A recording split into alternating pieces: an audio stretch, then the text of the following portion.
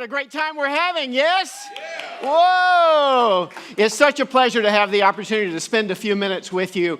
If you haven't met me before, for those of you that are first-timers, I have the privilege of having been a past president of CHART, and I'm the dean of the Chaplain School of Hospitality and Tourism Management at Florida International University in Miami. When I started looking at the topic of innovations in training technology and learning technology, I put together a whole list of information that I wanted to be able to share with you, and I had about 45 minutes. So whenever I started to time that out, it said it doesn't work, right? So I've had to pare that down a little bit, and my assistant said, Mike, you really need help. She said, you just want to go on and on about everything. And so there's this self-help group you might want to think about joining, on and on and on. So I said, okay, well, maybe I can think about that. But so we have a lot of things that I want to talk with you about today. The first is, what are innovations? Because that I struggled with. Innovation, sometimes we think about creativity. Michael Vance said creativity is the making of the new by rearranging the old in a new way. Well, that really doesn't fit with when we're talking about technology. So innovation, when I looked up the definition, it says introducing new methods, new ideas, or new processes. And for us, that's important because those innovations are really about making things better. And for us as trainers, how can we use information? How do we use technology? How do we use the resources available to us to be better as trainers in changing the human resources behaviors that are so important to our success in our organizations? Now, we have a mindset today of technology. Even in this room, I would imagine that all of us have at least one smart device, some two, and many of us multiples. So the audiences that we're working with, our learners, are connected in ways that they never would have thought years ago. Our challenge as trainers is, how do we now capture the attention when there is so much distraction that each of our team members are facing because of this technology that's out there? So now our challenge as trainers is, how do we capture their attention and maintain it? What we're finding is that there's more and more concern, not so much about the content that we're conveying to our team members, but it's about the engagement of those team members in the learning process. So how we use those innovations in technology to engage those learners is critical to our success.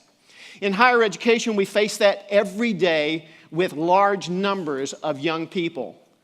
They are tied to their smart devices in ways that you cannot imagine. So instructors have to figure out, what can we do?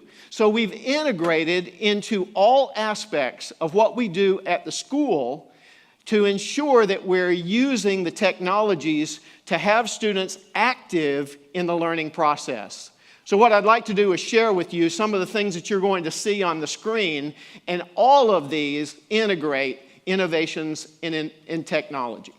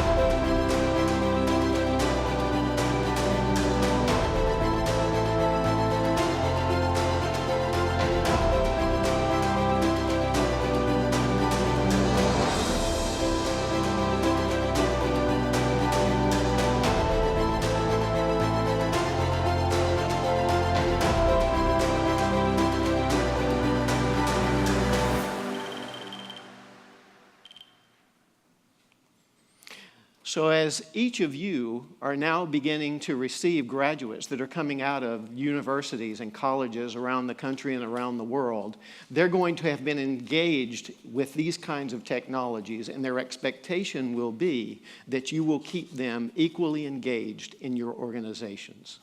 You saw an example of the virtual presence where the thing that looked like a Segway with the iPad attached onto it can be deployed into locations anywhere around the world, and you can interact face-to-face, virtual, with a team member wherever they may be. What's really scary to me, and what may be to you as well, is that within 2 years, the deployment of 5G is going to dramatically change not just our businesses, but the world as we know it today. It will change the way that we can communicate and reach to individuals anywhere in the world. We talk about virtual reality. Augmented reality will be very possible and will be very common. Holograms will be very possible and will be very common. So we have to prepare as trainers. If we're going to be better at what we do, we have to embrace these technologies to figure out how can we interface those things with the learner to keep them not just engaged, but active in being interested. Now, that's a key word, interested, because if we do not engage them, they will find what we have to say and what we want to accomplish unimportant. So with all of these resources, we have lots of tools, simple and complex. If you look at the screen here, this is kind of a fun thing. I don't know if any of you happen to have a Mayo. Raise your hand if you have a Mayo. If you haven't seen this, it's fascinating.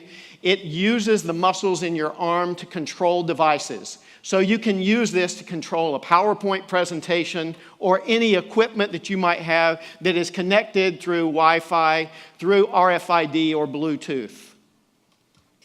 Tools and resources, very simple, that can change the way that we interact with our team members. So we have lots of challenges, lots of opportunity, but the real key is how do we become better as trainers so that we can create more competitiveness for our organization, so that we can create better performance among our team members, and so that we can create better experiences for our customers. Thank you very much.